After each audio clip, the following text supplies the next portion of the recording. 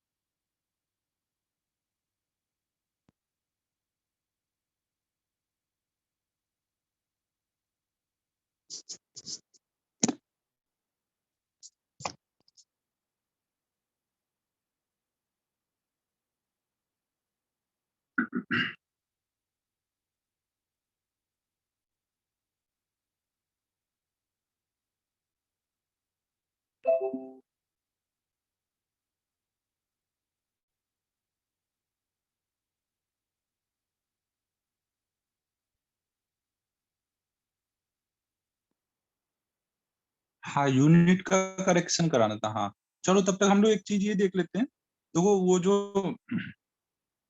हम लोगों ने कोएफिशिएंट ऑफ विस्कोसिटी की यूनिट देखी थी, उसमें कुछ शायद अपन ने गलत कर दिया था। 6 पाई ईटा आर भी होता है ना, इससे निकाल सकते हो, या फिर F = A × dV/dy, उससे निकाल सकते हैं ना, कोई भी यूज कर सकते हैं। तो लास्ट टाइम शायद हम लोगों ने कुछ गलती की थी। लास्ट टाइम मैंने उससे निकाला था ना, ईटा A dV/dy, इस वाले फॉर्मूले से निकाला था। तो ये बच्चों देख लो ना, इसमें ईटा की यूनिट में हम लोगों ने कुछ शायद गलत कर दिया था। तो ईटा की यूनिट कैसे निकालेंगे? ईटा = F/A dV/dy। तो ये क्या हो जाएगा? एफ की वैल्यू हो जाएगी न्यूटन यूनिट ना, ए के लिए मीटर स्क्वायर, और वेलोसिटी के लिए मीटर पर सेकेंड, अपॉन में dy के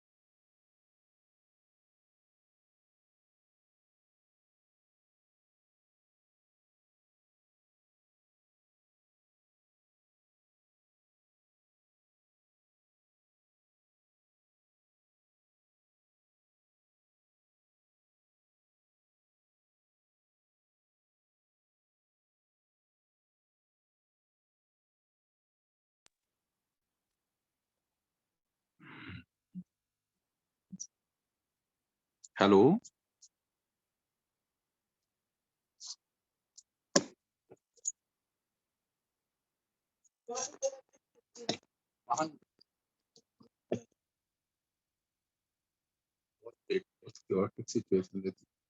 हेलो, आवाज आ रही है बच्चों?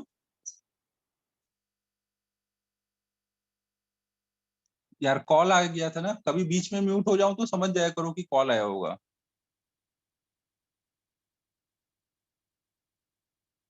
तो ये यूनिट क्या हो जाएगी फिर? न्यूटन सेकेंड अपॉन में मीटर स्क्वायर। तो लास्ट टाइम शायद हम लोगों ने कुछ गलत लिख दिया था, तो ये देख लो ना, इसी को फिर हम लोग ने एसआई यूनिट है, इसको हम लोग 1 डेका पॉइंट बोलते हैं ना। सीजीएस वाले को पॉइंट और एसआई वाले को डेका पॉइंट।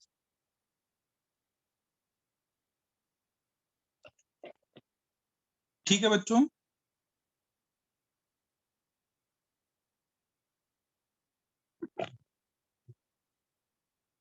सेम है ना जो कल का। बच्चों आगे चलें।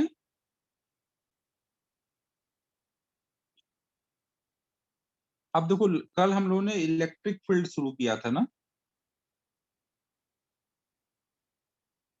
तो ये electric field, gravitational field same है ना। मास के अराउंड ग्रेविटेशनल फील्ड रहता था, चार्ज के अराउंड इलेक्ट्रिक फील्ड होगा ना। तो इलेक्ट्रिक फील्ड होता क्या था, कोई भी अगर आप चार्ज लोगे तो इसके आसपास का सारा रीजन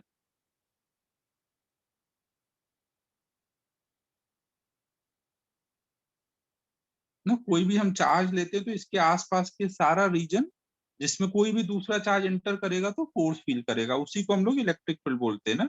इलेक्ट्रिक फील्ड क्या है, रीजन को बोल रहे हैं ना। फिर हमने क्या देखा था कि अलग अलग पॉइंट पे इलेक्ट्रिक फील्ड का जो स्ट्रेंथ होगा वो अलग अलग होगा ना। कहीं चार्ज रखोगे तो ज्यादा फोर्स लगेगा, कहीं रखोगे तो कम फोर्स लगेगा। तो हम लोगों ने फिर इलेक्ट्रिक फील्ड इंटेंसिटी डिफाइन की थी ना। तो इलेक्ट्रिक फील्ड क्या है, रीजन अराउंड चार्ज, चार्ज से शुरू होकर के इनफाइनाइट तक का रीजन ना। तो फिर हमने इसके बाद इलेक्ट्रिक फील्ड इंटेंसिटी डिफाइन की थी कि अलग अलग पॉइंट पे इंटेंसिटी कितना है। और कॉमन लैंग्वेज में मोस्टली हम लोग क्या बोलते हैं, इलेक्ट्रिक फील्ड इंटेंसिटी को मोस्टली इलेक्ट्रिक फील्ड बोलते हैं, जैसे ग्रेविटेशनल फील्ड इंटेंसिटी को ग्रेविटेशनल फील्ड बोलते थे ना। अगर आपको बोला जाए किसी पॉइंट पे इलेक्ट्रिक फील्ड बताओ तो मतलब वो ये इंटेंसिटी बताओ। बट एक्चुअल में इलेक्ट्रिक फील्ड क्या है, चार्ज के आसपास का रीजन है ना। समझ आ रहा है बच्चों मैं क्या बोल रहा हूँ? तो कोई भी पॉइंट पे, मुझे मान लो इस पॉइंट पे इलेक्ट्रिक फील्ड चाहिए, तो मैं कैसे निकालूंगा इस पॉइंट पे इलेक्ट्रिक फील्ड? वहां पे एक टेस्ट चार्ज लेके आऊंगा। टेस्ट चार्ज हमेशा कैसा होना चाहिए, पॉजिटिव होना चाहिए और एकदम छोटा सा होना चाहिए। इसको लाके यहाँ पे रखूंगा इस पॉइंट पर। तो इस पे जो भी फोर्स लगेगा, इसको रखने के बाद मान लो जब मैंने इस पॉइंट पे रखा, तो इस पे जब रखा तो इस पे कुछ इधर को फोर्स लगा। तो जो भी फोर्स लगेगा, फोर्स पर यूनिट चार्ज, को हम लोग इलेक्ट्रिक फील्ड इंटेंसिटी बोलेंगे या फिर केवल इलेक्ट्रिक फील्ड बोलेंगे। और direction of E will be same as direction of force. ठीक है बच्चों, दोनों का डायरेक्शन सेम होगा। अब ये इलेक्ट्रिक फील्ड जिस पॉइंट पे हमने निकाला वो आसपास कुछ चार्जेज होंगे, उनकी वजह से होगा ना। फिर हमने इसमें क्या क्या देखा कि ये वेक्टर क्वांटिटी है, डायरेक्शन ई एंड एफ दोनों पैरेलल होते हैं ना। फिर नेक्स्ट पॉइंट ये देखा था कि अगर आपको किसी पॉइंट पे ई पता चल गया ना, अब आपको मान लो इस पॉइंट पे पता है ई, फिर अगर मेरे को बोला जाए कि भाई यहाँ पे कोई प्लस वाला चार्ज ला के रख दो, तो उस पर कितना फोर्स लगेगा? हाँ, ये फोर्स दूसरे चार्ज की वजह से लग रहा है ना। यहाँ पे जो फील्ड है वो कोई और रखा हुआ है, उसकी वजह से इस पे फोर्स लगा है। जहां पे भी फील्ड होगा वहां पे कोई ना कोई चार्ज तो होगा ही ना। तो अगर हम कहीं पे फील्ड निकाल रहे हैं मतलब वहां कोई चार्ज है, उसके वजह से निकाल रहे हैं। और निकालने के लिए हम लोग अपना ये यूज कर रहे हैं क्यू। निकालने के लिए क्यू यूज कर रहे हैं, किसी और चार्ज की वजह से फील्ड। अब अगर मान लो मुझे पता हो गया कि यहाँ पे ई है, तो वहां पे अगर मैं कोई चार्ज ला के रखूंगा एक बार पता चल गया, करने के लिए कौन सा चार्ज लाना था, प्लस क्यू वाला। पता करने के लिए प्लस क्यू वाला लाएंगे ना। एक बार पता चल गया कि यहाँ पे ई है, तो अब वहां पे तो मैं कोई को भी लाके रख सकता हूँ। नहीं, एक बार यहाँ पे किसी पॉइंट पे ई है तो ई वाले पॉइंट पर कोई भी चार्ज लाके रख के हम उस पर फोर्स निकाल सकते हैं। तो अगर मैंने प्लस वाला चार्ज लाके रखा तो उस पर फोर्स लगेगा क्यू इंटू ई, ई के डायरेक्शन में। और अगर यहाँ पे अगर माइनस चार्ज लाया तो ई के अपोजिट फोर्स लगेगा ना। तो यहाँ पे इस पे फोर्स जो लगेगा वो क्यू इंटू ई, ई के डायरेक्शन में लगेगा ना। और अगर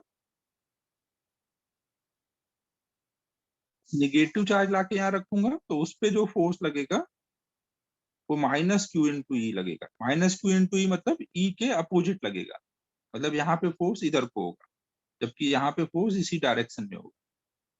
समझ आ रहा है बच्चों?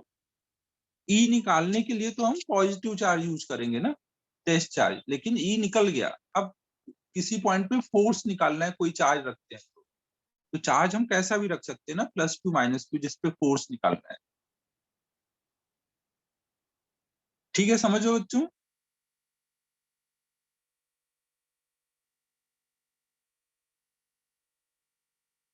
जैसे एक एग्जांपल लेके समझो कि अगर हमने एक प्लस क्यू चार्ज यहाँ रखा हुआ है, इसके वजह से मुझे यहाँ पे ई निकालना है ना, इस चार्ज की वजह से मुझे यहाँ ई निकालना है। तो ई निकालने के लिए किसको लेके आऊंगा, प्लस क्यू वाले चार्ज को। तो इधर को ई आ जाएगा। अब एक बार ई आ गया तो उसके बाद ये प्लस क्यू चार्ज है, इस पॉइंट पे मुझे पता है ई इधर को है, तो अब मैं इस क्यू के पास में कोई भी चार्ज रख सकता हूँ ना, ऐसा थोड़ी पॉजिटिव ही रखूंगा। पॉजिटिव भी रख सकता हूँ, निगेटिव भी रख सकता हूँ। पॉजिटिव रखूंगा तो वो रिपेल होगा। ये निकाला अभी हमने, इस प्लस क्यू की वजह से यहाँ पे ई हमने निकाला। अब हमें ई पता चल गया है, निकाल लिया हमने। अब अगर हमें इस पॉइंट पर अगर हमने कोई प्लस वाला चार्ज लाया है तो उस पे इधर को फोर्स लगेगा, और अगर हम वहां पर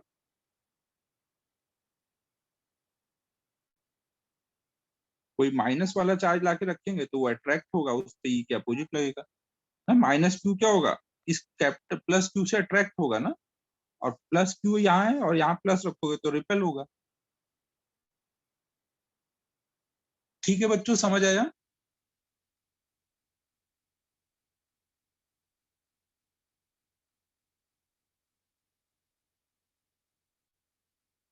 हाँ, ई हमेशा राइट में होगा ना, प्लस क्यू चार्ज की वजह से इस पॉइंट पे ई हमेशा राइट में होगा।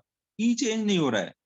ई तो निकाल लिया हमने, अब ई निकालने के बाद वहां पे किसको रख रहे हो उसके अकॉर्डिंग फोर्स राइट में भी हो सकता है, लेफ्ट में भी हो सकता है।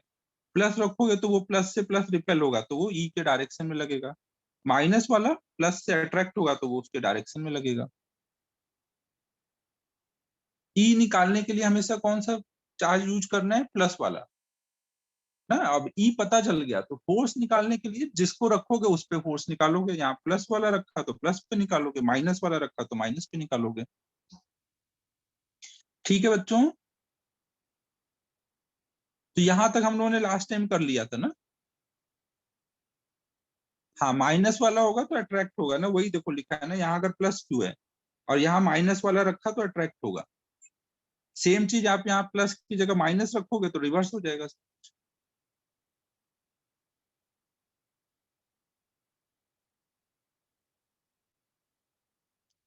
तो हमेशा आपको ये ध्यान रखना है कि अगर आपने प्लस क्यू कोई चार्ज दिया है तो इसके वजह से ई हमेशा क्या होता है, अवे फ्रॉम चार्ज। और अगर आपने माइनस वाला चार्ज दिया है तो इसकी वजह से ई हमेशा टुवर्ड्स चार्ज होगा ना। प्लस क्यू की वजह से हमेशा अवे फ्रॉम चार्ज, और माइनस क्यू की वजह से इलेक्ट्रिक फील्ड हमेशा टुवर्ड्स चार्ज होगा।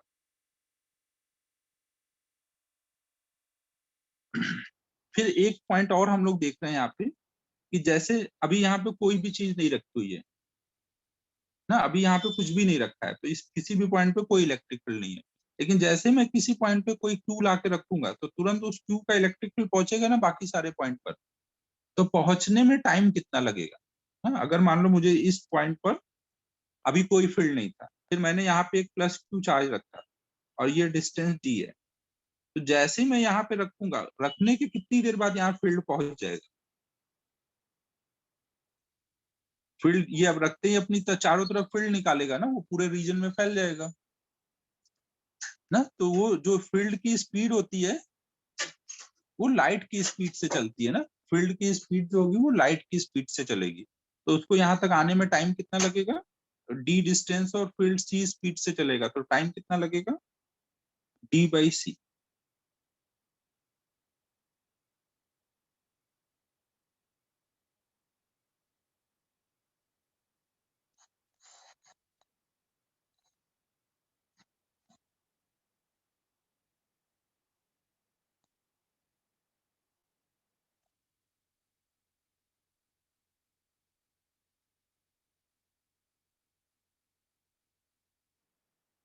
फील्ड हाइपोथेटिकल नहीं है बेटा, फील्ड नहीं है, फील्ड लाइंस हाइपोथेटिकल है। इलेक्ट्रिक फील्ड लाइंस हाइपोथेटिकल है, इलेक्ट्रिक फील्ड हाइपोथेटिकल नहीं है। ये क्या क्या तुम पढ़ लियो।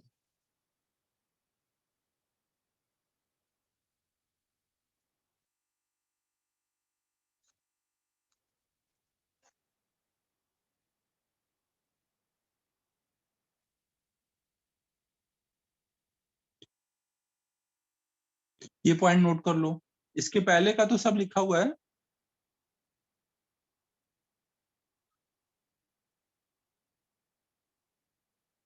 इलेक्ट्रिक फील्ड लाइंस याद होंगी तुझे ना, वो हाइपोथेटिकल होता है। इसमें ऊपर का तो कुछ लिखना नहीं है, ये सब आपने कल लिखा हुआ है ना, ये तो बस मैं शॉर्ट में रिवाइज करा रहा था। ये मैंने लास्ट टाइम शायद यूनिट में गड़बड़ किया तो इसलिए यहाँ पे एक बार फिर से बताया है। वो तो खुद ही कर लेना, यूनिट में तो क्या ही है, आप लिख के खुद ही कर लो। इलेक्ट्रिक फील्ड पता है आपको, इलेक्ट्रिक फील्ड इंटेंसिटी यहाँ पे हमने एक बार रिवाइज कर लिया। अब ये वाला पॉइंट लिख लो ना, बाकी सब कल का लिखा हुआ है। बच्चों आज थोड़ा सा मैं क्लास जल्दी छोड़ दूंगा।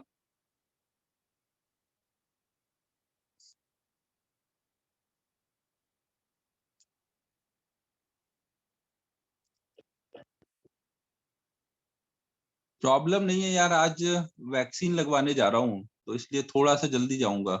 10 बजे का स्लॉट मिला है, 10 बजे क्लास ही खत्म होगी।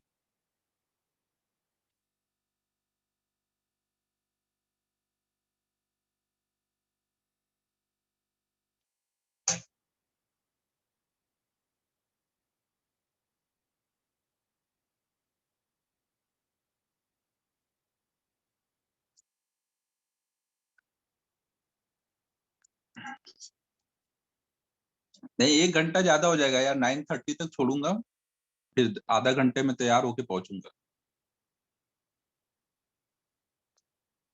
कोविशील्ड ही मिली यार। अब पता नहीं कौन सी बेटर है, जो बाकी सबसे बात हो की उसमें सब लोगों ने वही बोला कोविशील्ड, तो वही लगवा रहा हूँ।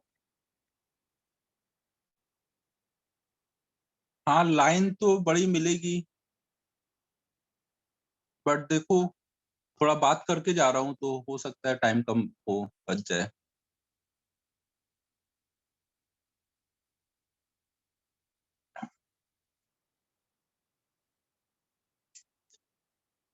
नहीं नहीं हो जाएगा हो जाएगा, कोई ज्यादा जल्दी जाने की जरूरत नहीं है।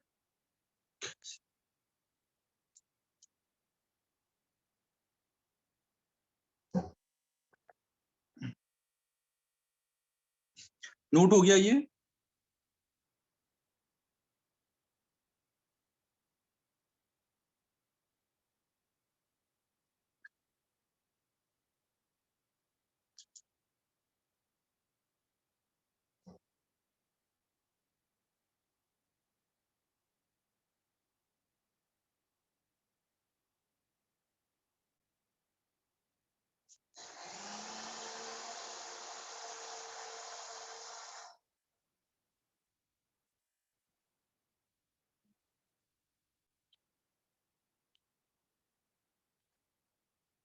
तो अब देखो नेक्स्ट पॉइंट देखो बच्चों, जो इलेक्ट्रिक फील्ड होगा ये भी प्रिंसिपल ऑफ सुपरपोजिशन फॉलो करेगा। इलेक्ट्रिक फील्ड जो होगा,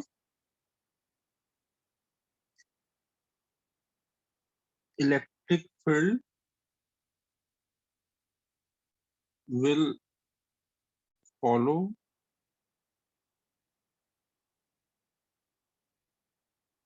प्रिंसिपल ऑफ सुपरपोजिशन।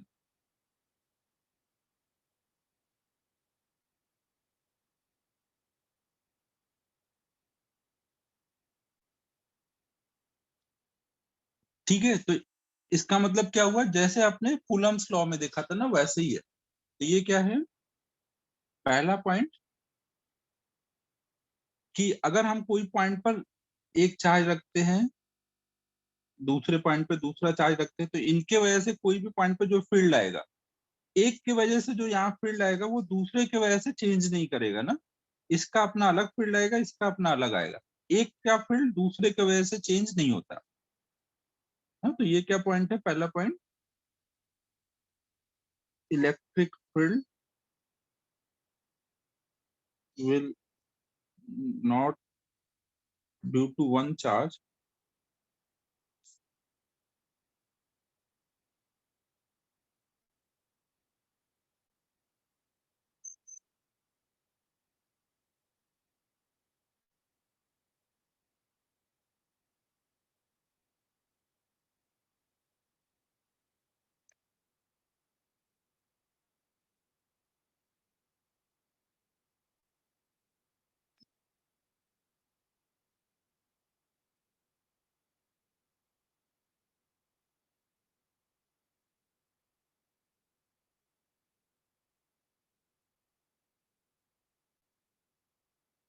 ये थोड़ा यहाँ पे विल हटा दो, electric field due to one charge will not change due to presence of any other charge charge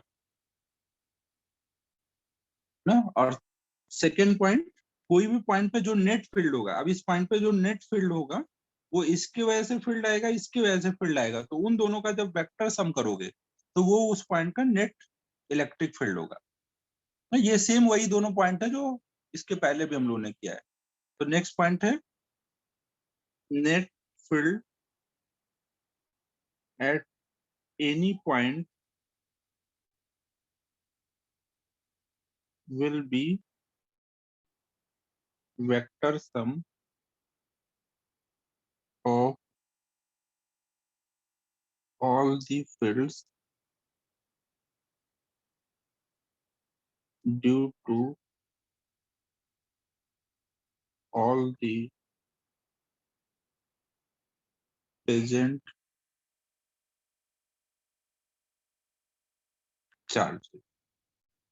ठीक है बच्चों, प्रिंसिपल ऑफ सुपरपोजिशन।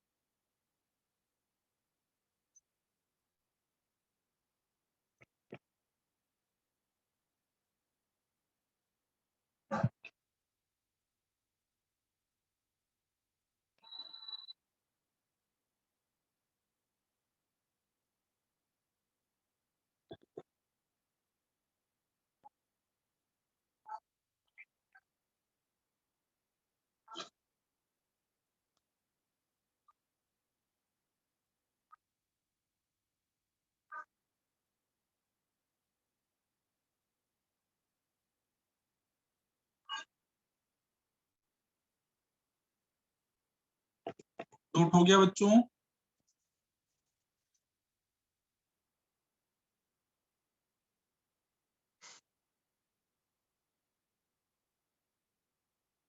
अब हम लोग नेक्स्ट स्टार्ट कर रहे हैं, इलेक्ट्रिक फील्ड निकालना due to different different charge के कॉम्बिनेशन की वजह से। तो सबसे पहला हम लोग स्टार्ट कर रहे हैं electric field due to point charge. यहाँ देखो हम वही सेम पढ़ेंगे जो मास में पढ़ा था, पॉइंट मास की वजह से पढ़ा था, फिर रिंग की वजह से, hollow sphere, solid sphere, straight wire, तो यही सारी चीजें हम फिर से यहाँ पे देखेंगे। तो हम लोग पहला देख रहे हैं E due to point charge.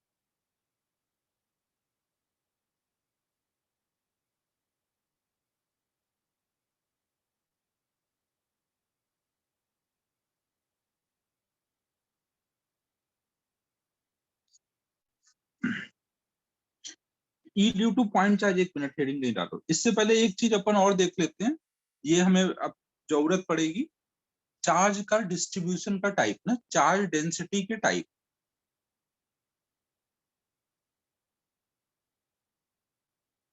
जैसे मास डेंसिटी होता था ना, मास पर यूनिट लेंथ होता था, मास पर यूनिट एरिया होता था, मास पर यूनिट वॉल्यूम होता था।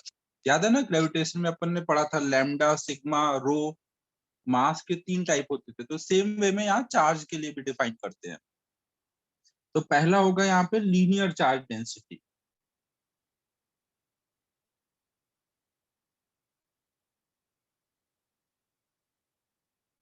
जिसको हम लोग लैम्डा से डिनोट करेंगे। ये क्या होगा, अगर हमने एक स्ट्रेट वायर लिया और इस पे मान लो एक रॉड पे प्लस क्यू चार्ज दे दिया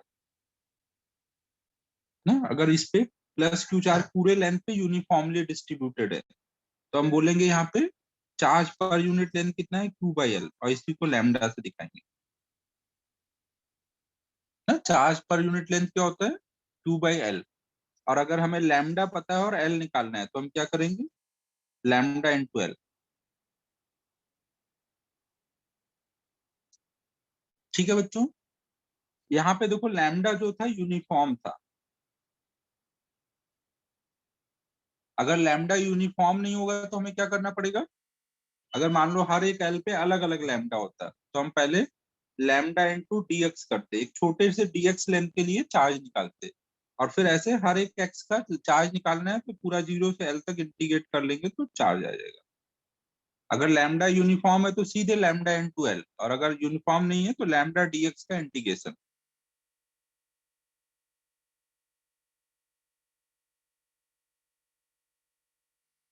ना। तो इसको हम ऐसे भी लिखते हैं, lambda equal to D Q by D X. अगर डी एक्स लेंथ पे डी क्यू चार्ज है तो उस जगह का लैम्डा कितना होगा, D Q by D X ना। अगर कोई एक्स डिस्टेंस पे डी एक्स लेंथ है और वहां डी क्यू चार्ज है, तो वहां का lambda D Q by D x.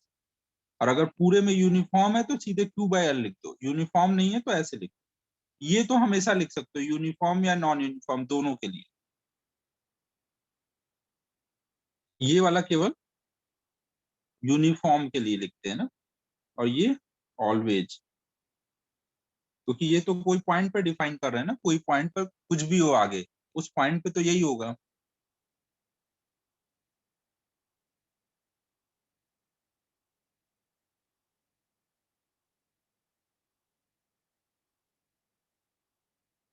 ठीक है, लीनियर चार्ज डेंसिटी क्लियर है, lambda equal to Q by L या फिर D Q by D X. अगर क्यू बाई एल है तो Q equal to lambda L, और D Q by D X है तो लैम्डा डी एक्स का इंटीग्रेशन।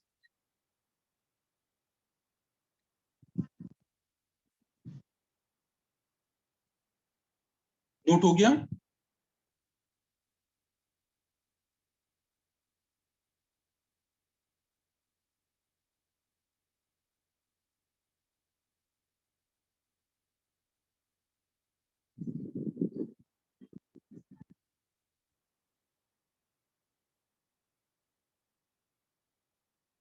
फिर नेक्स्ट है area charge density. Area charge density जिसको हम लोग सिग्मा बोलेंगे, जैसे उधर बोलते थे ना वही सेम है। इसमें भी 2 टाइप होंगे ना। अगर यूनिफॉर्म है चार्ज का डिस्ट्रीब्यूशन ना, मान लो आपने कोई एरिया लिया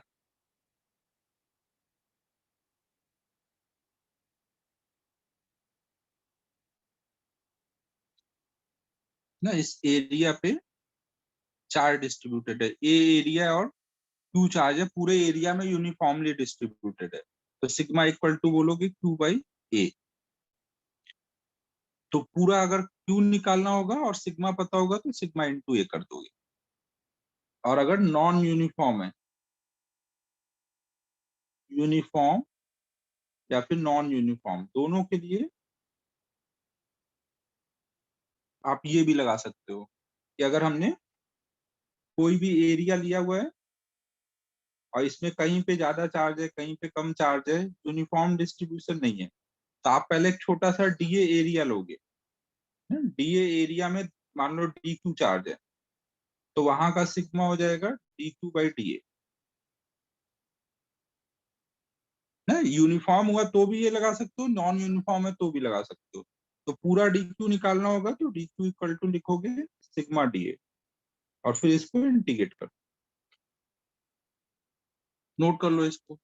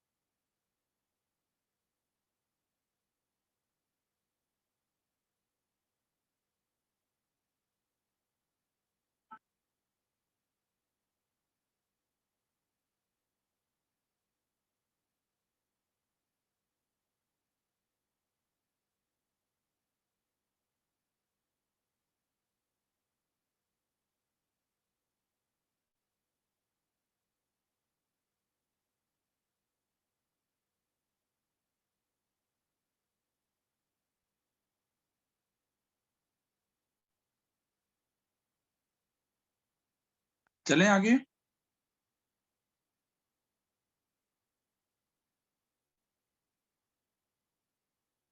फिर थर्ड है वॉल्यूम चार्ज डेंसिटी।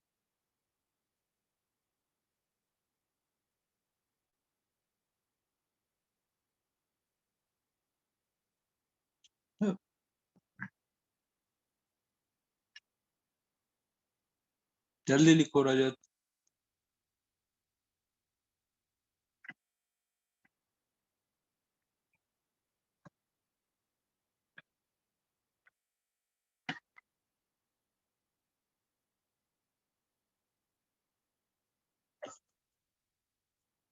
नेक्स्ट है वॉल्यूम चार्ज डेंसिटी ना, इसको हम लोग रो से डिनोट करेंगे। इसमें भी यूनिफॉर्म अगर हुआ तो उस केस में आप ऐसे डिफाइन करोगे ना, कोई भी मान लो ये 3 डायमेंशनल बॉडी है ना जिसके अंदर चार्ज भरा हुआ है ना, क्यू चार्ज भरा हुआ है, वी वॉल्यूम है। तो आप बोलोगे यहाँ पे चार्ज पर यूनिट वॉल्यूम कितना हुआ, Q/V ना, इसको रो बोलोगे। और अगर हमें कोई जगह का रो पता है और पूरा चार्ज चाहिए तो Q/V कर दोगे ना, जितने भी वॉल्यूम का चार्ज चाहिए होगा वो V कर दोगे तो वहां का चार्ज आ जाएगा। और जनरल केस यूनिफॉर्म हो या नॉन यूनिफॉर्म दोनों के लिए हम लोग ऐसे डिफाइन कर सकते हैं।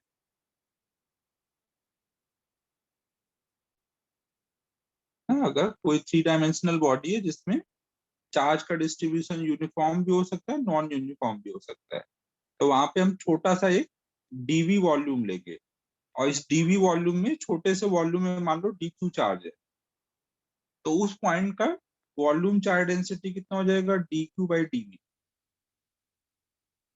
और फिर अगर हमें चार्ज निकालना होगा तो dq इक्वल टू लिखेंगे रो dv और इसी को इंटीग्रेट कर लेंगे तो टोटल चार्ज आ जाएगा। ठीक है बच्चों, अगर रो यूनिफॉर्म हुआ तो बाहर आ जाएगा और डीवी का इंटीग्रेशन भी हो जाएगा, तो यही फॉर्मूला आ जाएगा ना। ये सबके लिए होगा ना, यूनिफॉर्म या नॉन यूनिफॉर्म दोनों के लिए।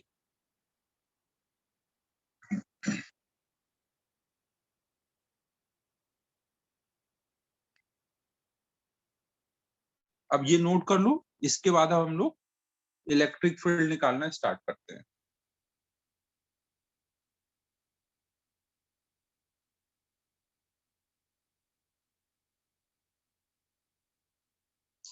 तुम लोग एक बार अगर ग्रेविटेशन वाला चैप्टर रिवाइज कर लोगे ना तो थोड़ा सा हम लोग फास्ट चल पाएंगे, क्योंकि सब कुछ सेम वही हो रहा है। ग्रेविटेशन अगर रिवाइज रहेगा तो थोड़ा अपनी स्पीड बढ़ेगी।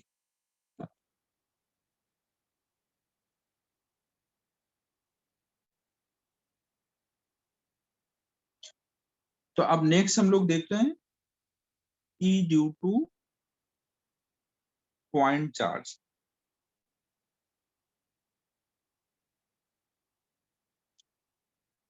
T D to point charge देखो क्या है, मान लो हमारे पास एक पॉइंट चार्ज ना, एक पॉइंट पे ये चार्ज है, और इसकी वजह से हमें मान लो आर डिस्टेंस पे एक पॉइंट लिया, इस पॉइंट पे हमें इलेक्ट्रिक फील्ड की वैल्यू निकालनी है। तो बताओ बच्चों क्या करना चाहिए, किसी भी पॉइंट पे अगर मुझे इलेक्ट्रिक फील्ड निकालना है तो मैं क्या करूंगा?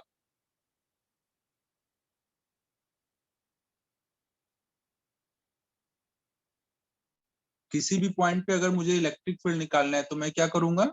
एक पहले टेस्ट चार्ज लेके आऊंगा ना, छोटा सा टेस्ट चार्ज लेके आऊंगा, +2 वाला टेस्ट चार्ज लाके यहाँ पे रखूंगा। तो जब मैं इसको यहाँ पे रखूंगा तो इस पे क्या होगा, फोर्स लगेगा। कितना फोर्स लगेगा इस पे?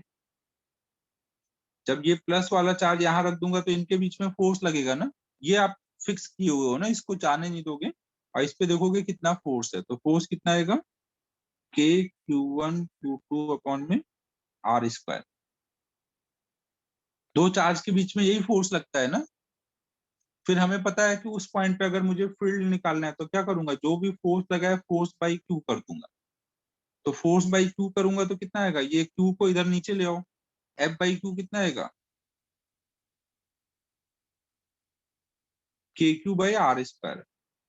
ना एक क्यू चार्ज की वजह से आर डिस्टेंस पे फील्ड कितना होगा, KQ/R²। हमेशा देखो टेस्ट चार्ज कट जाएगा ना, क्योंकि ऊपर भी क्यू होगा नीचे भी क्यू होगा, टेस्ट चार्ज हमेशा कट जाता है ना, लास्ट में केवल कौन सा चार्ज बचेगा, जिसके वजह से आपको फील्ड निकालना है।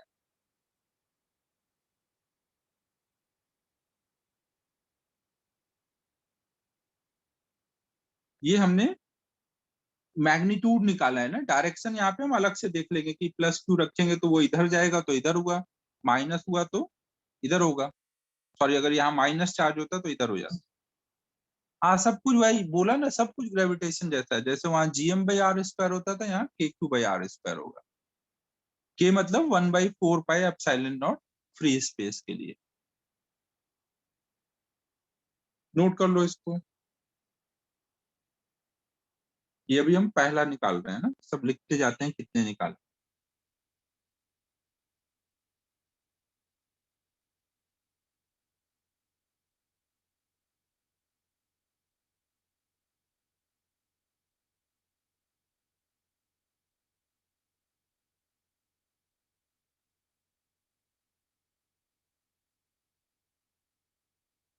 हाँ जो भी डेरिवेशन वहां पे हुए होंगे वो आप लोग बताते जाना, मैं उस हिसाब से छोड़ दूंगा ना, जो अगर हो गए होंगे वो छोड़ दूंगा ना। बट अभी ये शुरू के एक दो कर लेने दो, फिर आगे का कर लेंगे छोड़।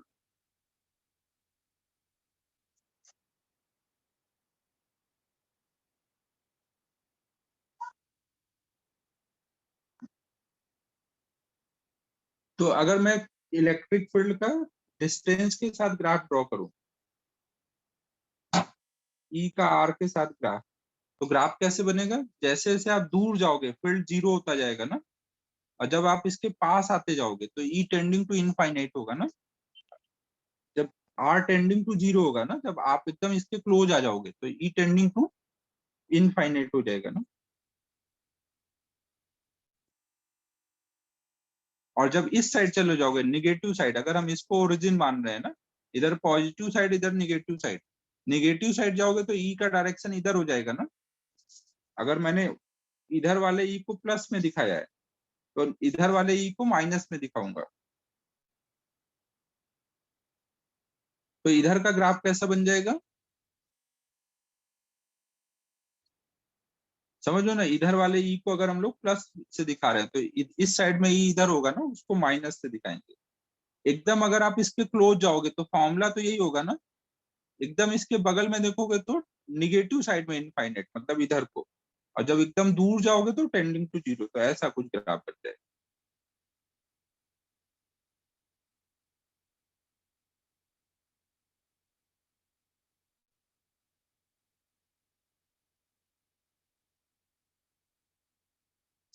समझ आया सभी को?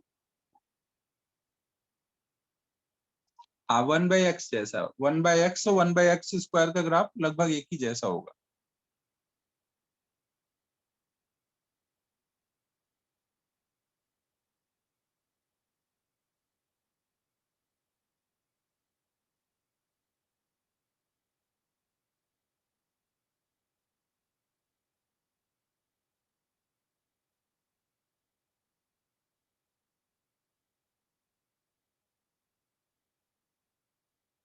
अब इस पे एक दो प्रॉब्लम करते हैं।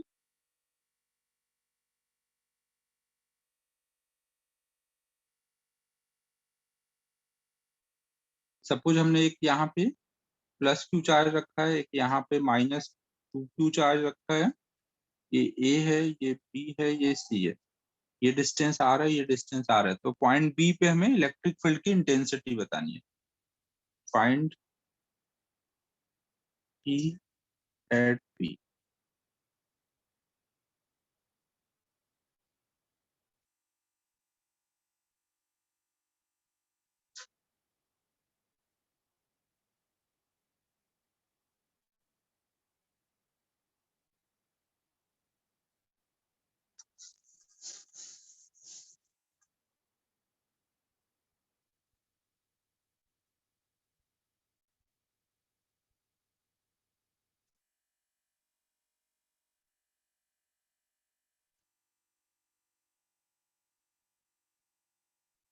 तो हम लोग क्या क्या करेंगे, प्लस टू से देखोगे तो वो क्या होगा, चार्ज चार्ज तो इधर को जा रहा होगा। मान लो ए वाले पे इलेक्ट्रिक फील्ड देख रहे हैं, ए की वजह से तो ई ए लिख दिया। सी वाले की वजह से देखेंगे तो वो क्या होगा, निगेटिव चार्ज की वजह से इलेक्ट्रिक फील्ड क्या होता है, टूवर्ड्स चार्ज, तो वो इधर को होगा। हाँ, और दोनों के बीच में एंगल कितना आएगा, 90 डिग्री ना। तो इनका नेट कुछ इधर को जा रहा होगा, नेट इलेक्ट्रिक फील्ड कुछ इन दोनों के बीच में मतलब ये नहीं कि परपेंडिकुलर बाइसेक्टर ना, ये ज्यादा मैग्नीट्यूड का, ये कम मैग्नीट्यूड का। तो कुछ एंगल पे जा रहा होगा, इन दोनों के कहीं बीच में होगा। ई ए की वैल्यू कितनी बोलेंगे, ई ए की वैल्यू होगी के क्यू बाई आर स्क्वायर। ई सी की वैल्यू, यहाँ पे ये मैग्नीट्यूड लिख रहा हूँ ना, यहाँ साइन नहीं डालना है। साइन डायरेक्शन हमने अलग से देख लिया है। K two Q by R square ना, ये मैग्नीट्यूड लिख दिया। अगर हम इसको ई बोल दें तो ये टू ई है। तो नेट ई कितना आ जाएगा, दोनों 90 डिग्री पे है ना, तो A square plus B square ना, कॉस थीटा वाला term, two A B cos theta वाला टर्म जीरो हो जाएगा। तो E square plus two E square, तो 5√5 ई। तो √5 ई मतलब के क्यू बाई आर स्क्वायर ना, इसको लिखा था ना, के क्यू बाई आर स्क्वायर को ई लिखा था। ठीक है बच्चों, तो कहीं में भी कितने भी चार्ज दिए होंगे तो ऐसे करके हम लोग वहां पे नेट इलेक्ट्रिक फील्ड निकाल लेंगे। हर एक के वजह से लिखेंगे, फिर सबका वेक्टर सम कर देंगे।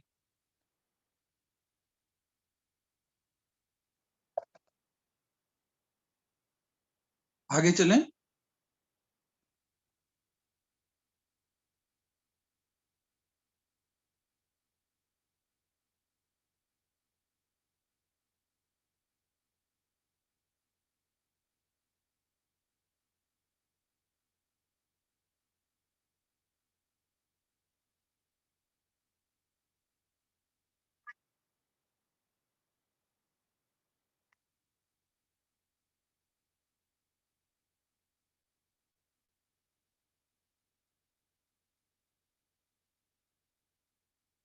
यहाँ पे मान लो एक रेगुलर हेक्सागोन है और उसके हर एक वर्टेक्स पर चार्ज रख दिया गया है।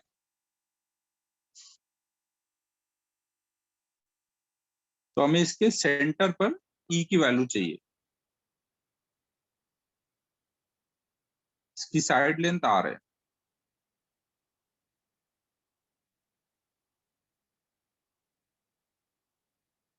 हाँ, एफ पर नहीं है।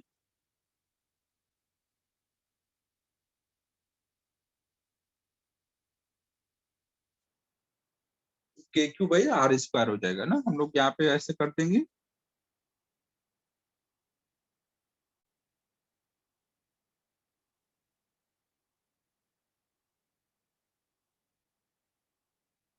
ए का इलेक्ट्रिक फील्ड इधर को जा रहा होगा, वो डी के इलेक्ट्रिक फील्ड से कैंसिल हो रहा होगा ना।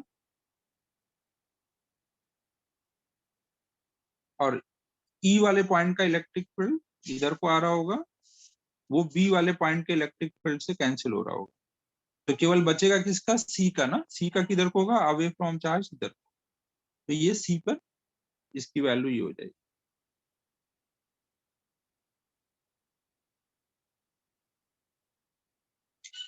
ना। एक तो ये तरीका हम लोग लगा सकते थे, ग्रेविटेशन में भी किया था ना, या फिर ये तरीका लगा सकते हैं कि अगर मैं एफ पे भी रख देता, अगर मैं एफ पे भी रख देता तो net electric field all direction से लगता ना, तो फिर ये 0 रहता।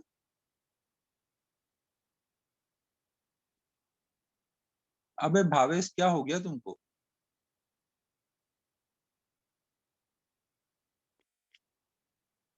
अगर एफ पे भी रख देता तो एफ का इलेक्ट्रिक फील्ड इधर होता, तो चारों का मिलके 0 होता ना। तो आप वहां पे लिखते E A plus E B plus E C plus E D plus E E plus E F.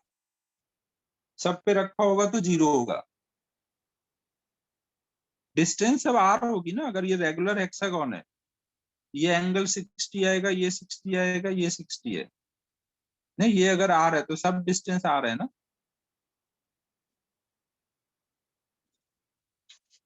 Regular hexagon में सेंटर से वर्टेक्स तक की डिस्टेंस आर रहती है ना, ग्रेविटेशन में किया हुआ ये सब। तो हमें केवल इतने का ही वजह से ही चाहिए ना, एफ तो है नहीं, तो उसको उधर कर दो।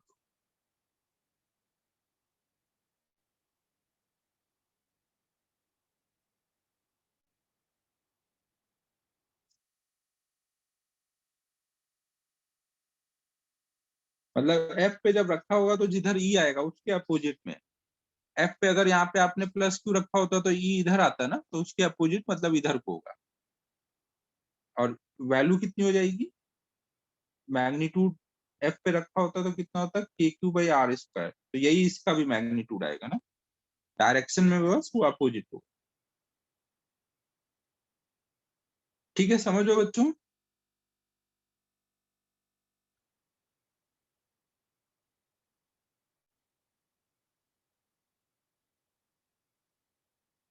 ये देखो, ऐसा क्वेश्चन ग्रेविटेशन में करा दिया है तो ज्यादा मैं जोर नहीं दे रहा हूँ समझाने पे, मेरे हिसाब से समझ आ गया होगा।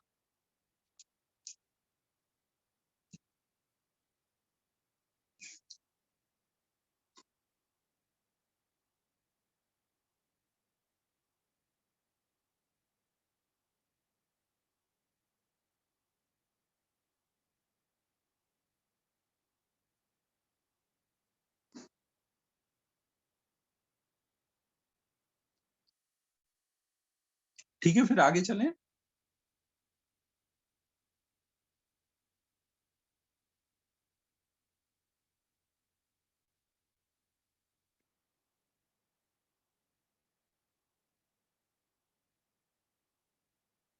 फिर देखो, अगर आपको कभी बोला जाए कि मान लो कोई पॉइंट पे चार्ज रखा है जिसका कोऑर्डिनेट है 2,1,5, मान लो ये पॉइंट ए है, और किसी पॉइंट बी पे इलेक्ट्रिक फील्ड निकालना है।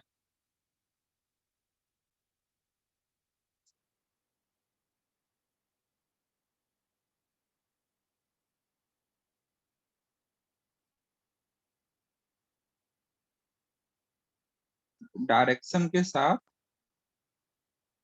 ए पर चार्ज रखा है, उसकी वजह से बी पे इलेक्ट्रिक फील्ड निकालना है।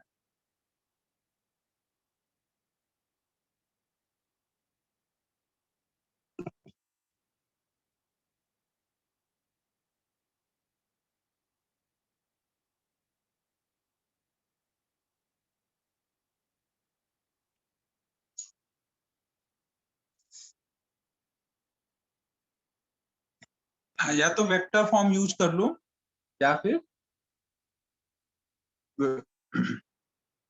ई लिखो और उस डायरेक्शन का यूनिट वेक्टर मल्टीप्लाई कर दो। ए के वजह से बी पर ई लिखो और उस डायरेक्शन का यूनिट वेक्टर मल्टीप्लाई करो।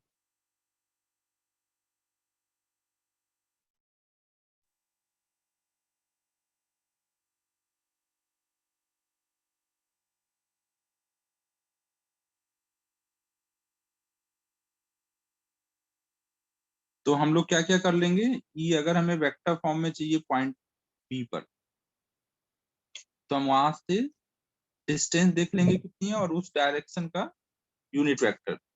यहाँ पे कौन सा यूनिट वेक्टर होगा? इस पॉइंट पे मुझे इलेक्ट्रिक फील्ड चाहिए, तो पॉजिटिव चार्ज है तो अवे फ्रॉम चार्ज ना इस डायरेक्शन में होगा ना, तो ए से बी वाला जो वेक्टर होगा इस डायरेक्शन का यूनिट वेक्टर मल्टीप्लाई करेंगे तो काम होगा ना। ये बात सबको क्लियर है? आर आपको निकालना आता है, दो पॉइंट के बीच की डिस्टेंस कैसे निकालेंगे, A square minus B square पर X one minus X two का whole square, Y one minus Y two का whole square, Z two minus Z one का होल स्क्वायर ना। तो ये कितना आ जाएगा,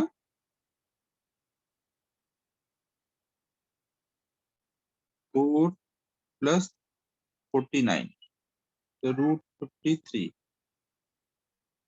यूनिट वेक्टर कैसे लिखेंगे,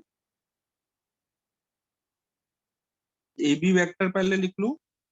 ए बी वेक्टर कितना हो जाएगा, हेड के कोऑर्डिनेट में से टेल का कोऑर्डिनेट सब्ट्रैक्ट करना रहेगा ना। ए बी वेक्टर कैसे लिखते हैं, वेक्टर सबको याद होगा ना, x2 माइनस x1 आई कैप, y2 माइनस y1 जे कैप, z2 माइनस z1 के कैप। ये कितना हो जाएगा, 0 - 2 आई कैप। हमेशा जो बी होगा वो हेड होगा ना, ए टेल है तो हेड के कोऑर्डिनेट में से टेल का कोऑर्डिनेट सब्ट्रैक्ट करना रहेगा। 1 - 1 जे कैप प्लस -2 - 5 के कैप, तो ये आ जाएगा -2 आई कैप -7 के कैप। और इसका मैग्नीट्यूड निकालोगे तो वही आ जाएगा 2 का स्क्वायर प्लस 7 का स्क्वायर ना। ए बी पता है, ए बी का मैग्नीट्यूड पता है तो ए बी कैप आ जाएगा।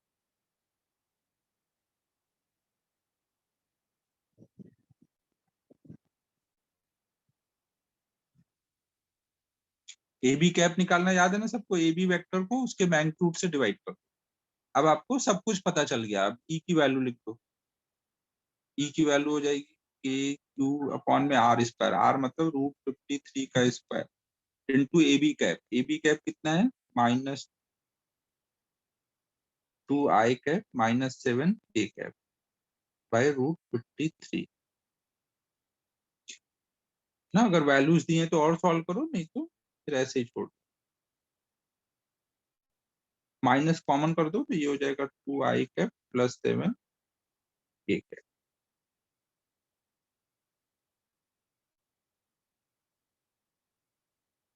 नोट कर लो इसको।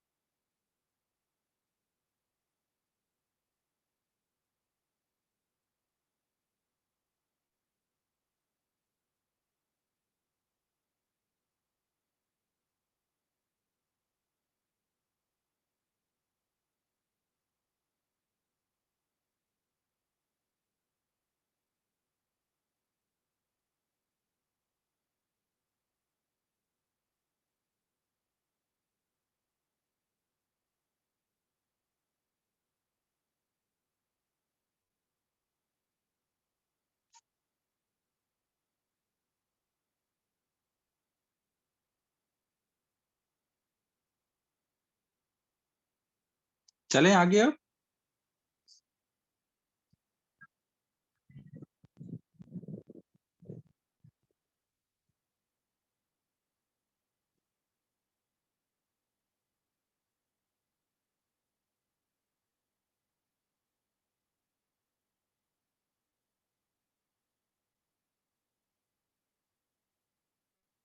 अब नेक्स्ट हम लोग देख रहे हैं E due to ring.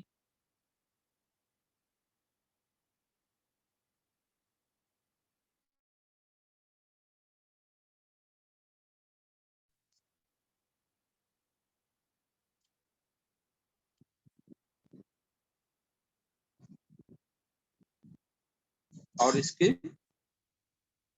Circumference पे लाल लाल चार्ज रख दिया, कुछ क्यू चार्ज हमने यूनिफॉर्मली डिस्ट्रीब्यूट कर दिया ना। इसके सेंटर पे अगर इसका रेडियस कुछ r है तो हमें बताना है इसके सेंटर पे इलेक्ट्रिक फील्ड कितना है।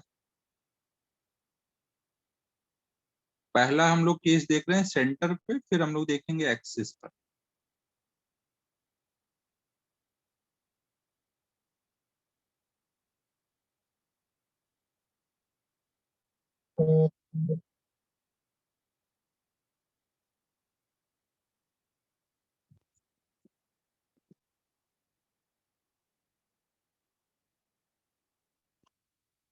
तो सेंटर पे 0 हो रहा होगा, क्योंकि कोई भी अगर आप इस पे एक छोटा सा dq चार्ज लोगे तो इस dq चार्ज की वजह से क्या होगा, यहाँ पे जो E आएगा, मान लो DE है, dq चार्ज का इलेक्ट्रिक फील्ड DE है, तो उसके डायमेट्रिकली अपोजिट एक दूसरा dq होगा, उसका इलेक्ट्रिक फील्ड अपोजिट में होगा। तो हर एक dq का इलेक्ट्रिक फील्ड उसके डायमेट्रिकली अपोजिट वाले चार्ज के इलेक्ट्रिक फील्ड से कैंसिल हो रहा होगा ना, तो net electric field at centre कितना आ जाएगा, 0। फिर दूसरा हम लोग देख रहे हैं एक्सिस पे इलेक्ट्रिक फील्ड। अगर हमने मान लो कोई एक रिंग लिया है,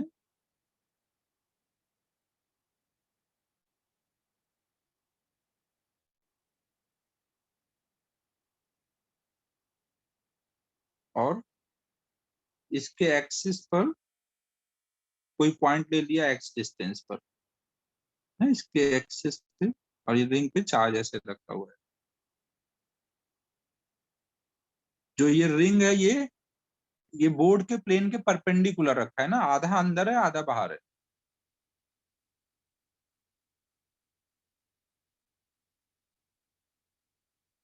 ये वाला पार्ट मान लो अंदर है,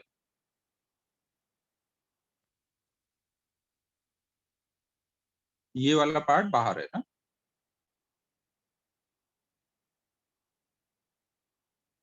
इस पे मान लो क्यू चार्ज है, रेडियस आर है इसका, तो इसके एक्सिस पे इस पॉइंट पे ई की वैल्यू कितनी होगी।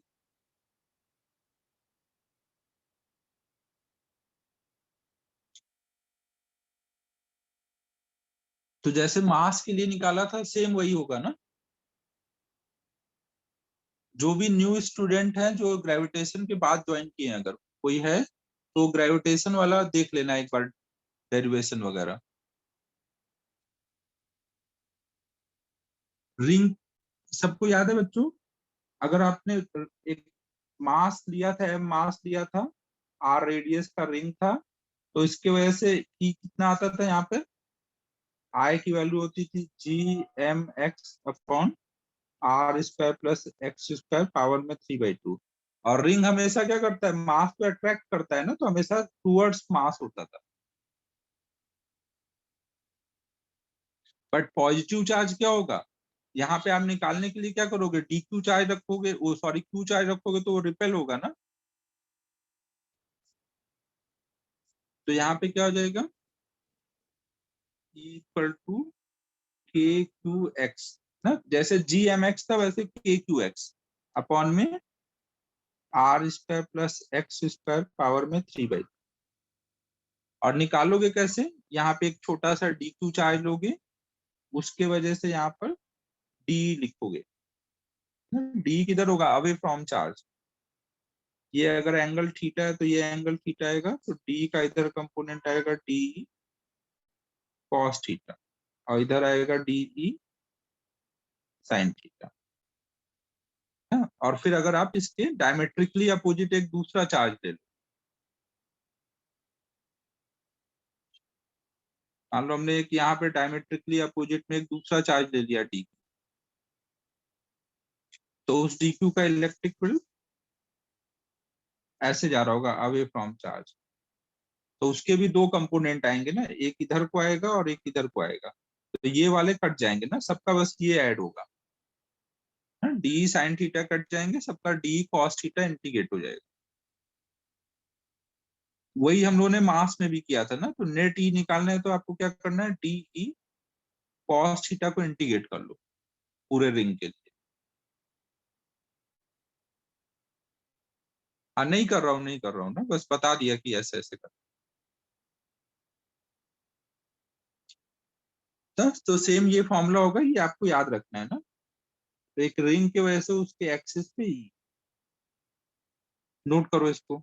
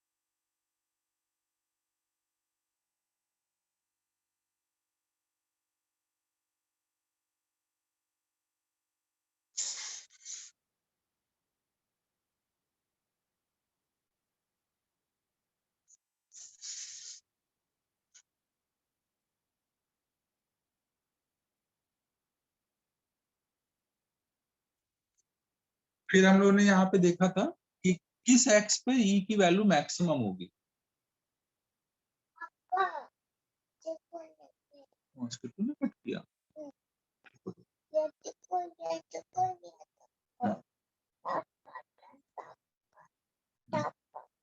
तो अब देखो नेक्स्ट हम लोग देख रहे हैं कि किस एक्स पर ई की वैल्यू मैक्सिमम होगी। याद है सबको किस एक्स पे ई मैक्सिमम होता था? r/√2 पर। तो अगर हम लोग d/dx करेंगे और जीरो से इक्वेट करेंगे तो उससे हमें x की वैल्यू क्या मिलेगी? +/r/√2। मतलब रिंग के राइट में जाएंगे तो +r/√2 और लेफ्ट में जाएंगे तो -r/√2 ना। अगर हम रिंग ये लेते हैं और इस घर को पॉजिटिव एक्स एक्सिस बनाते हैं और इधर को निगेटिव एक्स एक्सिस,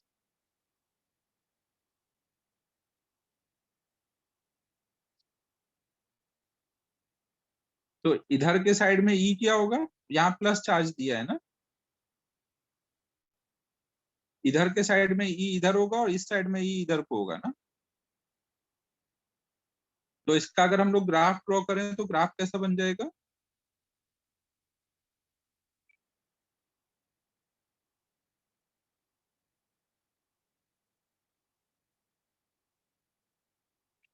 सेंटर पे ई कितना आया था ना, ये सेंटर है ना, यहाँ पे ओरिजिन लिया है, सेंटर पे ई कितना आएगा? 0।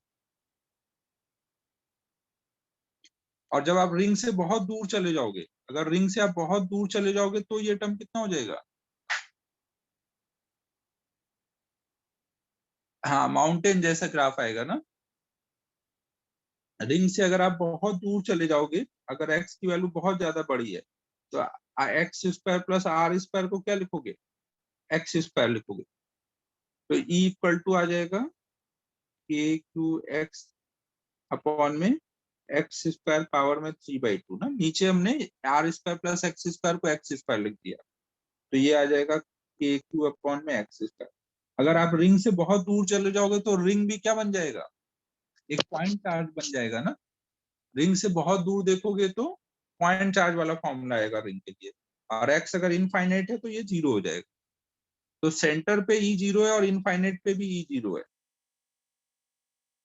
ना। तो 0 से शुरू होकर 0 जाना है, मतलब पहले बढ़ेगा फिर कम होना है, तो ऐसे कुछ रहता है ग्राफ। और अपोजिट में ई का डायरेक्शन अपोजिट हो जाएगा तो प्लस की जगह माइनस में ग्राफ बनाएंगे।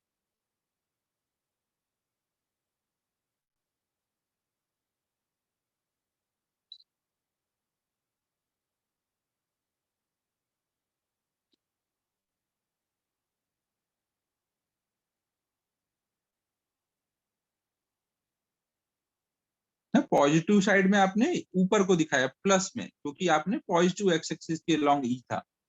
निगेटिव एक्स एक्सिस पे निगेटिव साइड में है, तो अगर पॉजिटिव वाले को प्लस में दिखाया तो निगेटिव वाले साइड को ई को माइनस में दिखाओगे।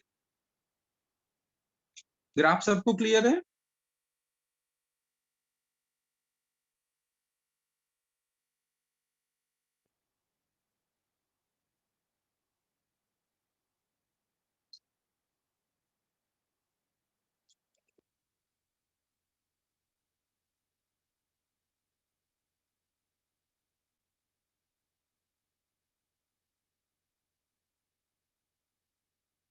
नोट कर लो इसको।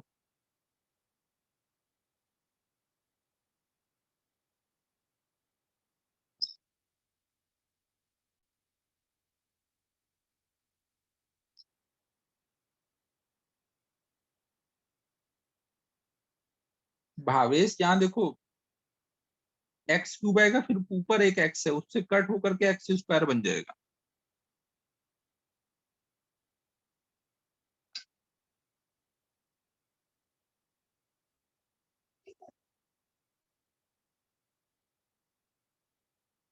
फिर कहाँ पे नहीं समझा भावेश? अनम्यूट करो भाई। अच्छा ठीक है।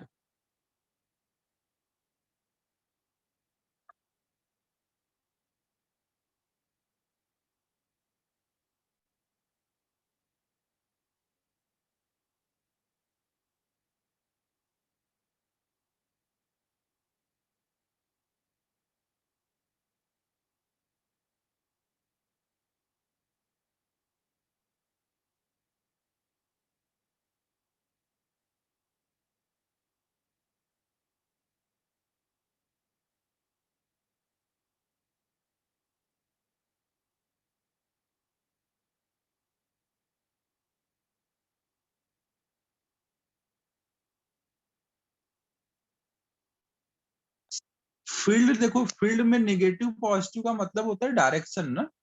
अगर आपको एक डायरेक्शन में प्लस दिखाओगे तो दूसरे डायरेक्शन में माइनस, तो डायरेक्शन तो उधर भी चेंज होता है ना। तो उधर अगर एक डायरेक्शन में प्लस दिखाया तो दूसरे में माइनस। वहां पे शायद एक ही साइड का ग्राफ बनाया था, दूसरे साइड का बनाते तो वहां पे भी ऐसे अपोजिट हो जाता।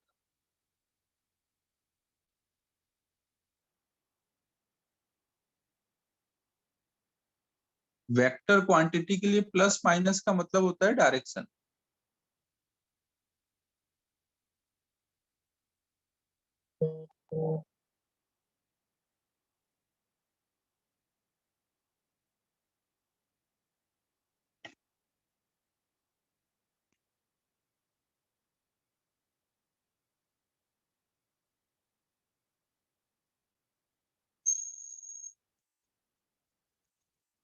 नेक्स्ट अब हम लोग देख रहे हैं E due to disc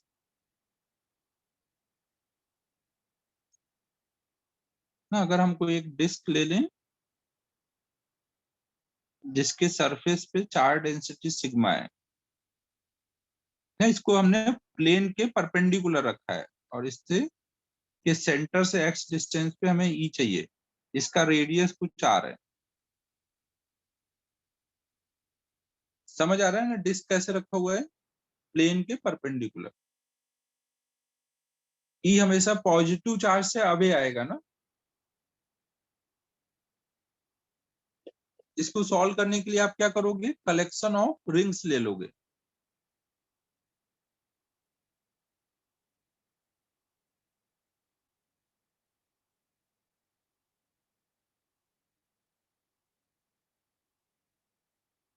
collection of ring लेकर के सोचोगे तो यहाँ पे ई की वैल्यू आ जाएगी sigma by 2 epsilon naught 1 - cos theta.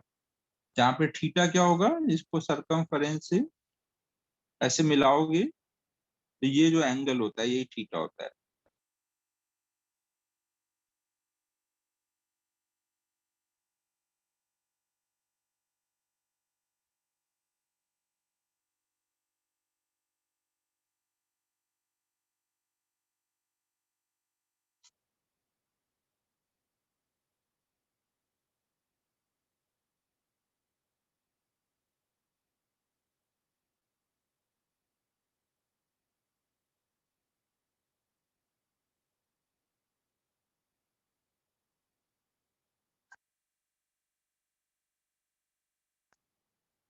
ये कुछ नहीं किया, ये बस फॉर्मूला लिखा है।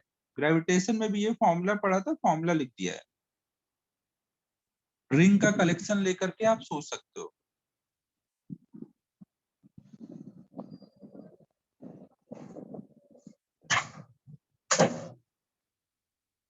ये फॉर्मूला आपको ये वाला याद रखना है ना, चाहे तो थीटा के टर्म में याद रख लो या फिर ऐसे याद रख लो।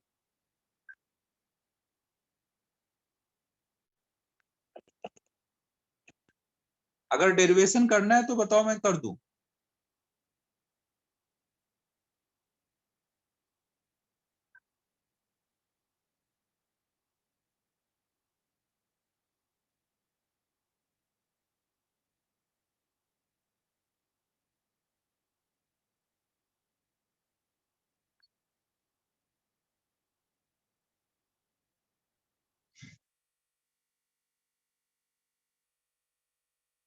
चलो इसका कर देता हूं ना। देखो क्या है, इसको करने के दो तरीके हैं। एक तो रिंग का कलेक्शन लेके कर सकते हैं, नॉर्मल तरीका है। और एक सॉलिड एंगल लेके कर सकते हैं, हाई फाई तरीका है वो। तो कौन सा तरीका लगाया जाए?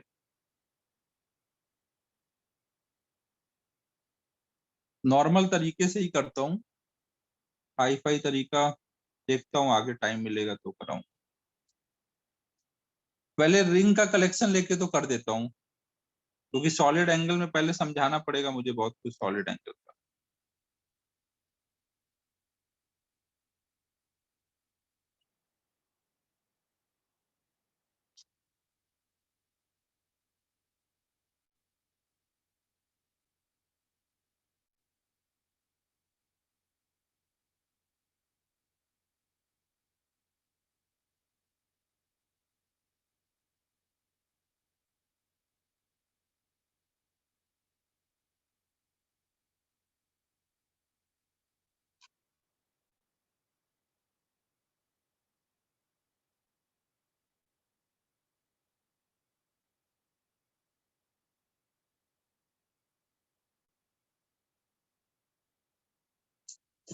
श्रेयस, पूरा इंटीग्रेशन नहीं करूंगा, बस एक्सप्रेशन लिख देने दो, एक्सप्रेशन लिख के छोड़ दूंगा, फिर सॉलिड एंगल से कराऊं।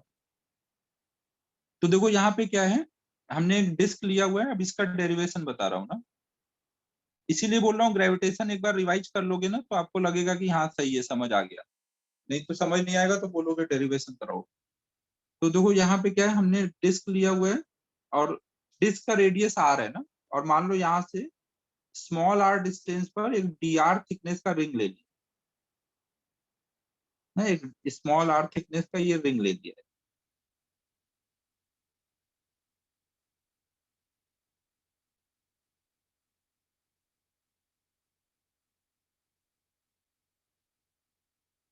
तो एक रिंग की वजह से हमें ई लिखने का फॉर्मूला पता है ना।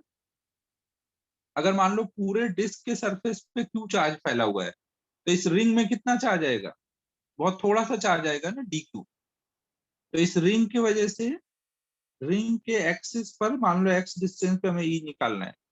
तो रिंग की वजह से क्या आएगा, अवे फ्रॉम रिंग, और उसकी वैल्यू कुछ डीई होगी। डी क्यू चार्ज की वजह से इसलिए उसको डीई लिख रहे हैं। तो डीई की वैल्यू कितनी लिखोगे? के क्यू, क्यू मतलब डी क्यू ना, रिंग पे चार्ज कितना है, D Q, K Q X upon में R square plus X square power में 3/2।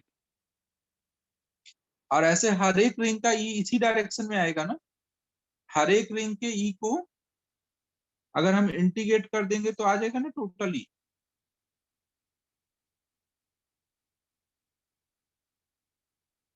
अब इसमें देखो, डीक्यू की वैल्यू अगर आप डाल दोगे तो ये सॉल्व हो जाएगा ना। डीक्यू की वैल्यू कैसे डालोगे? डीक्यू कोई बताना चाहेगा कितना आएगा?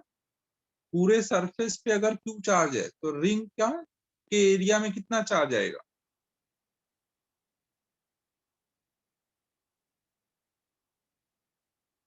ये आर डिस्टेंस पे डी आर थिकनेस का रिंग लिया है ना। तो पहले तो आप यहाँ पे क्या निकाल लोगे, charge per unit area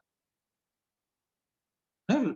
disc का रेडियस कैपिटल आर था ना, तो ये चार्ज पर यूनिट एरिया आ गया। अब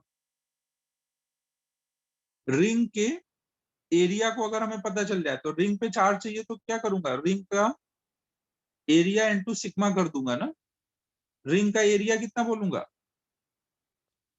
रिंग का एरिया बताओ, अगर इसका रेडियस आर है, थिकनेस डी आर है, रिंग को अगर हम लोग बाहर निकाल के ओपन करेंगे तो रिंग का लेंथ कितना आएगा, कट करके ओपन कर दो ना, रिंग को अगर बाहर निकाल के ओपन करोगे तो लेंथ कितना आएगा 2 पाई आर, और थिकनेस कितना है इसका डी आर, तो एरिया कितना आ जाएगा 2 पाई आर डी आर।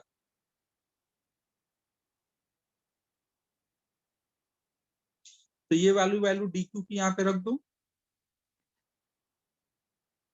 तो डी इक्वल टू आ जाएगा के डी क्यू मतलब 2 pi R D R X upon में R square plus X square power में 3/2, और इसी को इंटीग्रेट कर दो। इसमें क्या वेरी हो रहा है, एक्स वेरी हो रहा है या आर वेरी हो रहा है, आर वेरी हो रहा है ना, एक्स कांस्टेंट है, आर कहां से कहां तक वेरी हो रहा है,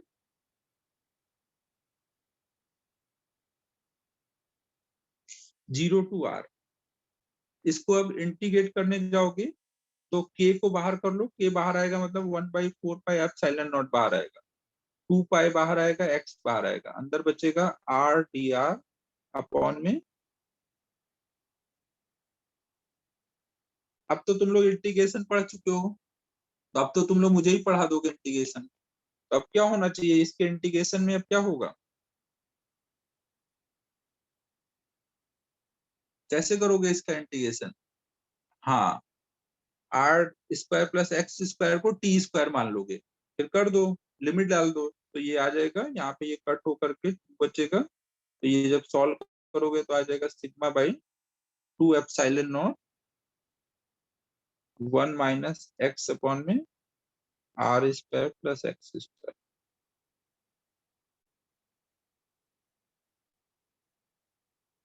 ठीक है बच्चों, सभी को क्लियर है क्या क्या हुआ है।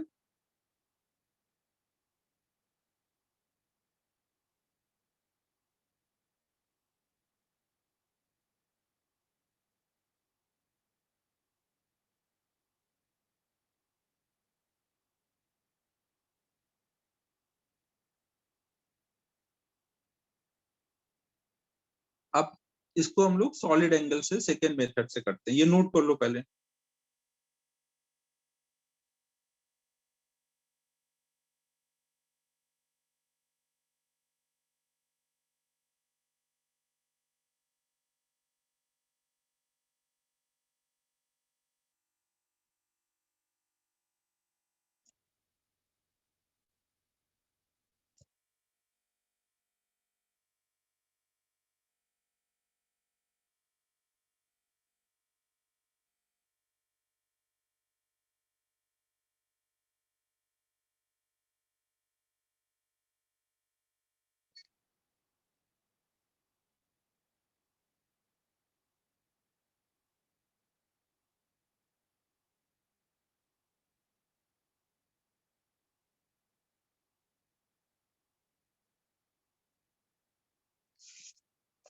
अरे यार 10 मिनट ही बाकी है, 10 मिनट में तो यार कुछ ज्यादा हो नहीं पाएगा, थोड़ा सॉलिड एंगल पढ़ा देता हूँ।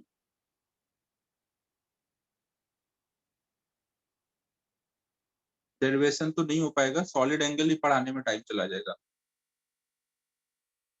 तो अब देखो यहाँ पर हमें थोड़ा सा, मैंने एंगल शायद पहले भी पढ़ाया हुआ है ना, सॉलिड एंगल वगैरह पहले पढ़ाया है क्या, ठीक है, तो थोड़ा मैं पहले रिवाइज कराता हूँ, फिर जो कुछ नया पढ़ाना होगा वो पढ़ाऊंगा, फिर ये करते हैं ना। तो देखो हमने एंगल देखा है ना, एंगल को हम दो टाइप से डिवाइड करते हैं ना, एक होता था प्लेन एंगल और एक होता था सॉलिड एंगल। प्लेन एंगल देखो हम लोग कैसे डिफाइन करते थे, हम एक सर्कल ले लेते थे,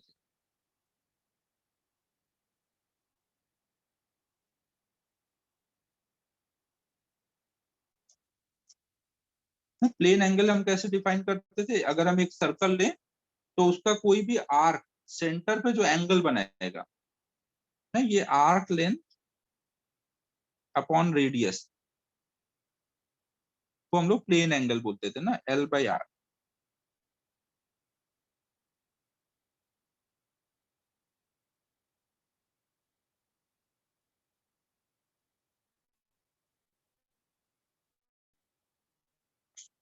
अब देखो जब आप ये एल लेते हो, इस एल की वजह से यहाँ पे आपने एंगल निकाला ना, तो आपके एल और इस पॉइंट से मिलाने वाला कोई भी लाइन ड्रॉ करो तो उनके बीच में हमेशा एंगल कितना बन रहा है, जिस एल की वजह से हमने सेंटर पे एंगल बनाया उससे अगर हम एल का कोई भी पॉइंट मिलाएं तो वो एंगल कितना बना रहा है वहां पर, 90 डिग्री ना।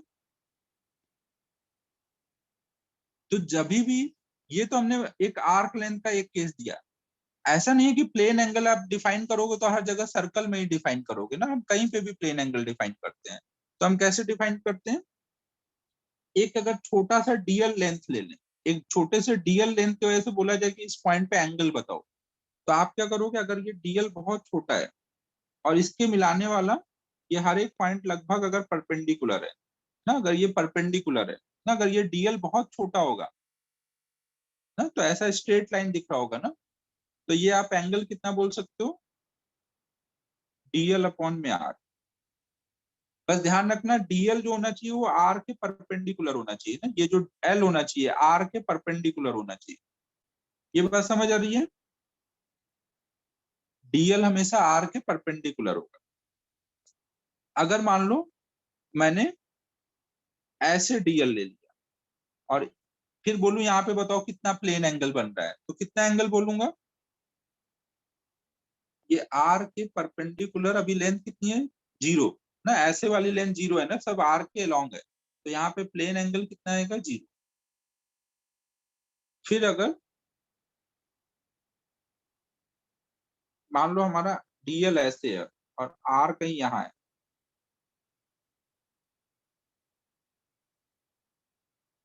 और ये एंगल थीटा है, ये लेंथ डीएल, तो यहाँ पे कितना प्लेन एंगल आएगा, प्लेन एंगल यहाँ डी थीटा लिखता हूँ, बहुत छोटा सा बनेगा,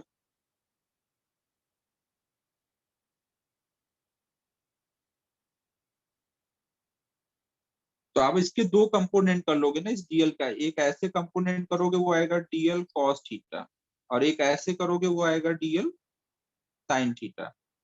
कंपोनेंट में तो कोई दिक्कत नहीं है ना, ये वर्टिकल वाला डीएल साइन थीटा आएगा, तो ये डीएल साइन थीटा अपॉन में आर स्क्वायर, इसके वजह से ही एंगल बन रहा होगा।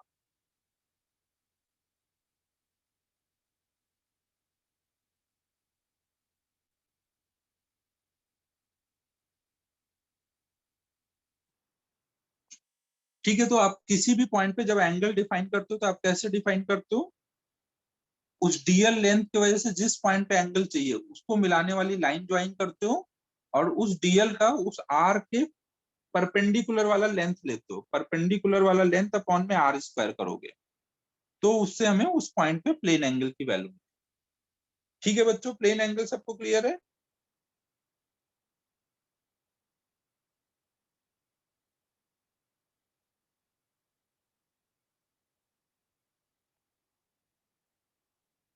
Sorry, R R are.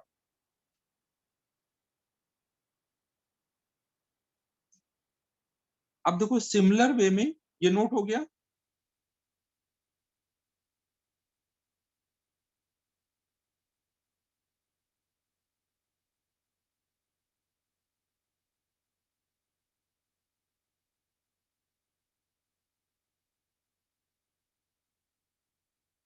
PDF से लिख लेना, ठीक है, बहुत अच्छी बात, समझदार होते जा रहे हो तुम लोग अब।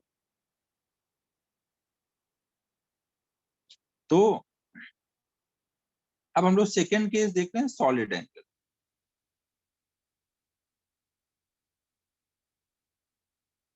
तो सॉलिड एंगल देखो हम लोग कैसे डिफाइन करते थे, अगर हम लोग कोई भी स्फीयर लेते थे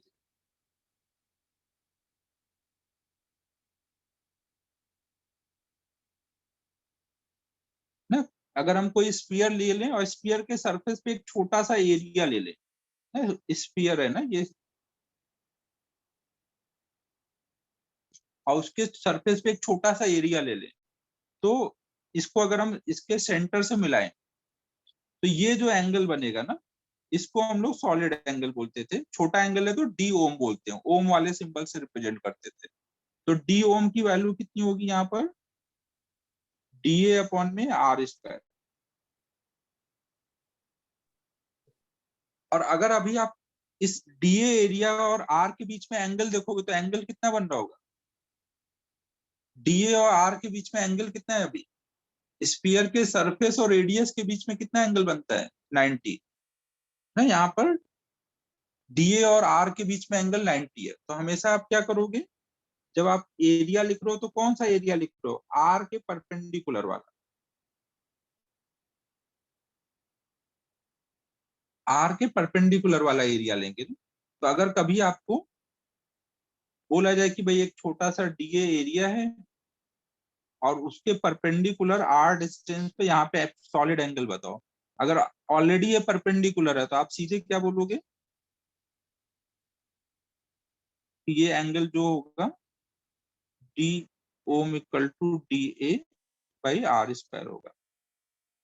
लेकिन अगर हमने ऐसे एरिया रख दिया और फिर इधर बोला जाए कि यहाँ सॉलिड एंगल बताओ, तो यहाँ पे सॉलिड एंगल कितना आ जाएगा? 0 ना, क्योंकि इस बार परपेंडिकुलर वाला एरिया 0 है। और अगर हमने मान लो एरिया को ऐसे रखा हुआ है, ये आर डिस्टेंस पे, ये आर डिस्टेंस पर जो ये आर के लॉन्ग वाली लाइन है, उससे जो डीए है, ये डीए वाला ये थीटा एंगल पर है ना। अगर सामने से देखोगे तो डीए ऐसे एक लाइन दिख रही होगी ना, ये डीए वाली लाइन दिख रही होगी और ये हमारा अंदर को गया है आर, ये एंगल थीटा है। समझ आ रहा है ना? ये डीए अंदर को है ना, बोर्ड के प्लेन के परपेंडिकुलर है। आप सामने से देख रहे हो तो एक लाइन दिख रही है। तो यहाँ पे अब सॉलिड, ये सॉलिड एंगल कितना बोलोगे? डीए का इधर वाला कंपोनेंट आएगा डीए कॉस थीटा और ऐसे वाला आएगा डीए साइन थीटा।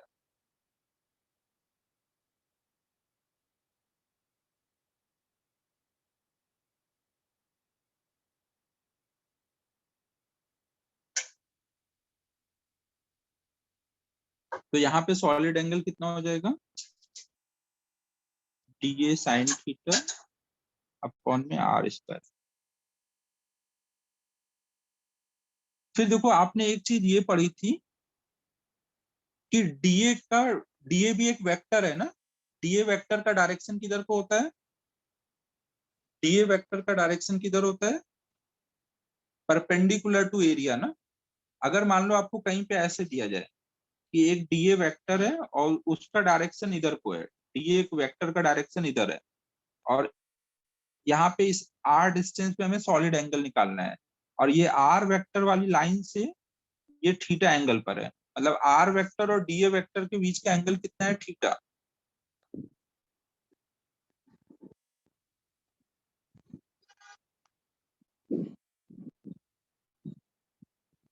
यहाँ पे हमने थीटा क्या दिखाया था? डीए प्लेन का एरिया दिखाया था ना। यहाँ डीए वेक्टर का एंगल दिखा रहा हूँ, वहां प्लेन का एंगल दिखाया था, यहाँ डीए वेक्टर का आर वेक्टर के साथ एंगल दिखाया थीटा। तो इस बार जब मैं रिजॉल्व करूंगा तो क्या आएगा?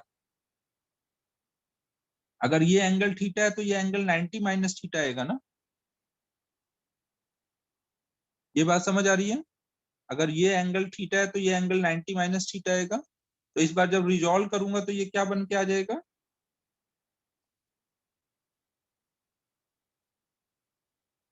ये 90 माइनस थीटा है, तो ये वाला इस बार आएगा डीए साइन थीटा और ये वाला आएगा डीए कॉस थीटा। तो यहाँ पे सॉलिड एंगल इस बार कितना बनेगा? डीए कॉस थीटा अपॉन में आर स्क्वायर। सबको क्लियर है बच्चों यहाँ तक?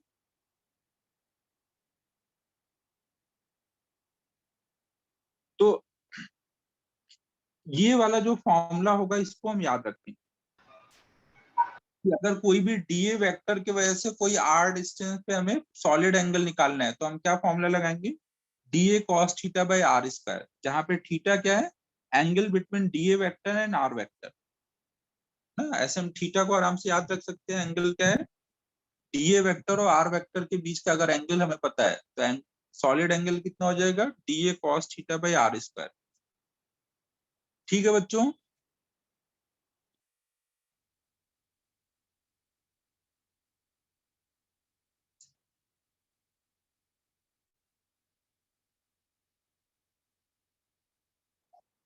तो अपना सॉलिड एंगल में आधा काम हो गया है। अब थोड़ा सा और पढ़ाना है सॉलिड एंगल, फिर हम लोग यूज कर पाएंगे। और सॉलिड एंगल से आप देखोगे 1 मिनट में आंसर आएगा बिना कैलकुलेशन के। बस उसके लिए थोड़ा कॉन्सेप्ट पता होना चाहिए सॉलिड एंगल। तो अब आज हम लोग इतना ही करते हैं, फिर अब नेक्स्ट क्लास में आगे कराऊंगा ना। होमवर्क देख लो, कुछ दे पाऊंगा क्या?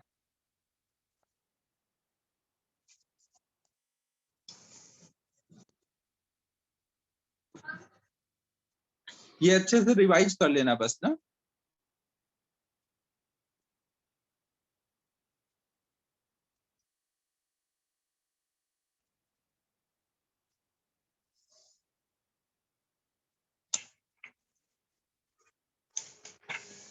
और होमवर्क में बस यही है कि ग्रेविटेशन रिवाइज कर लो ना। सभी लोग ग्रेविटेशन रिवाइज कर लो, अभी और कुछ दे नहीं पा रहा हूँ होमवर्क। ठीक है बच्चों, फिर क्लोज कर रहा हूँ। होमवर्क आज नहीं दे पाऊंगा, कुछ ज्यादा पढ़ाया नहीं अभी, नेक्स्ट क्लास में मिलेगा।